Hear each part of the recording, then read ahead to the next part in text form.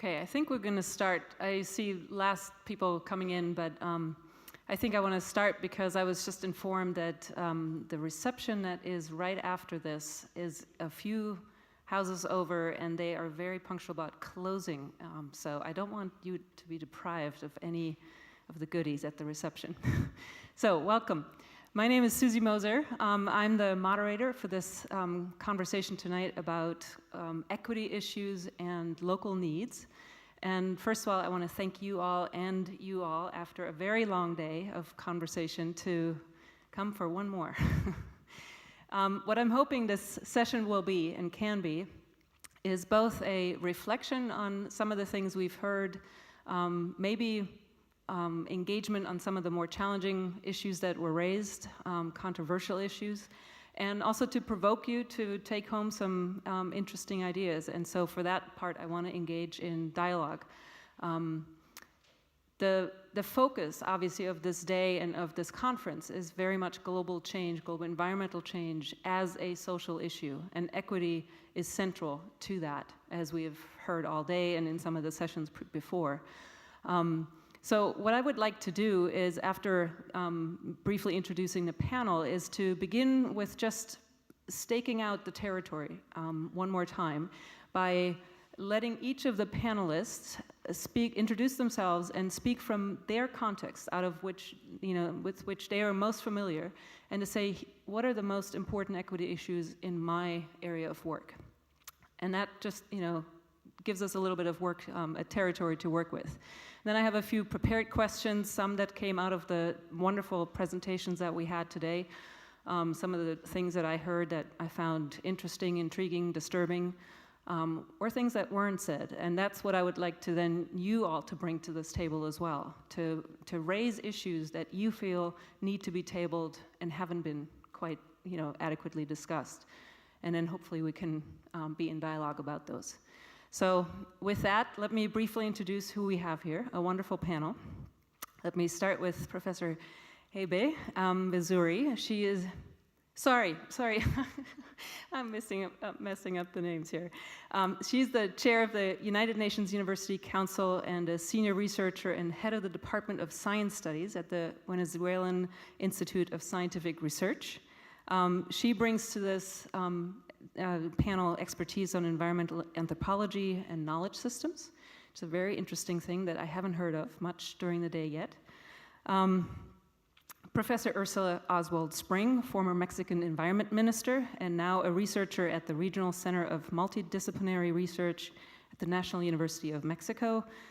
She has a lot of expertise in water, health, gender, and social vulnerability. Let me go to Dr. Flavia Pansieri, Executive Coordinator of the United Nations Volunteers Corps. She mobilizes volunteer citizens to help achieve Millennium Development Goals. That's the briefest summary probably she's ever heard of her expertise. Then let me turn to Mr. Konrad-Otto Zimmermann. He is the Secretary General of ICLEI, Local Governments for Sustainability, an organization, NGO, that works with local governments around the world on sustainability, climate change, and other issues. And then finally, Dr. Robin Mearns. Many of you have heard him earlier this morning in the plenary. He is the lead specialist and team leader of the social dimensions of climate change at the World Bank's Social Development Department. He is a geographer by training and has a lot of expertise in community-driven development, resource management, land reform, poverty assessment, and if I continue any further, then we have no time for discussion.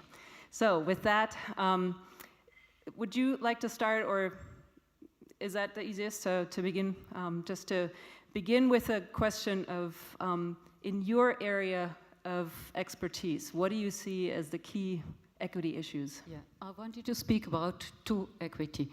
On one side, regional and social vulnerability. This is then a hurricane in 2005, which hit tremendously Chiapas. Chiapas is the poorest part of Mexico, in the southeastern part, where you had also the war. So what's going when you have social and regional vulnerability? Yeah, this is the region. It's the Sierra Madre. You got the hurricane. 40% of the land were destroyed. This is after. You can look how it looks. And obviously, it hits most of the most vulnerable. And that, what does it mean? Here you can see nothing survived. This is a small houses rebuilt with provisional material. The family had a chance to survive the hurricane. The father had to flee to United States in order to find some money. The mother is working in the next town and coming back normally Saturday or Sunday to bring some food. The 4 children, a 6-year-old child, she's in charge of her 3 small brothers, looking for them. And when I ask them, what are you doing? Oh, we are just looking, hoping that mom is coming earlier this week. So this is regional vulnerability, social vulnerability, gender vulnerability, and age vulnerability. Thank you very much. Let's just go around. Robin. Thank you. It is on if you speak. Just speak. Just speak, okay, fine. Well, apologies in advance if I repeat myself from things I said this morning, and apologies then to anyone who heard that this morning and would be bored. I work in the Social Development Department in the World Bank at the moment, having spent much of my time in the World Bank over the last 10, 11 years or so leading operations at the regional level in particular countries. A lot of my own work has been in Mongolia, in Vietnam, Indonesia, a lot of it in East Asia region over the last decade or so. But in the Social Development Department, our role is essentially working with staff in regional teams in all regions of the World Bank and with some of their partners at country level to try to help improve the quality of processes that the bank is supporting, operational work, analytical work, policy and advisory work. And in particular, I'm leading a team addressing the social dimensions of climate change. And so we have a sort of a tripartite function in a way. One part of it is advocacy around the importance of addressing the social dimensions of climate change, including equity in climate response measures in developing countries. A second part of it is sort of trying to bring new knowledge through applied research, adapting and developing analytical tools and frameworks that teams can use in their work, in working with country-level clients on these issues. And then a third role is operational and concrete support to teams where we go to the field, we work with them in practice, trying to help put some of these ideas into practice. And what we're, in terms of equity considerations, we're focusing both on what I described this morning as substantive and procedural aspects of equity. In other words, we're concerned with outcomes of climate response measures, both on adaptation and mitigation, outcomes that particularly benefit those who are most vulnerable to the effects of climate change. And we're also concerned with processes of how you engage groups, empowering groups themselves to engage in framing problems and in framing solutions. And setting priorities at the national, subnational and local levels about appropriate forms of engagement that would lead to substantive, more equitable outcomes in practice.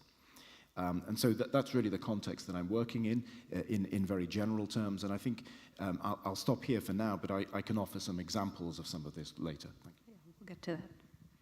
Please. Well, I work in a department that tries to understand and study and explore the dynamics of science, technology, innovation, and other forms of knowledge in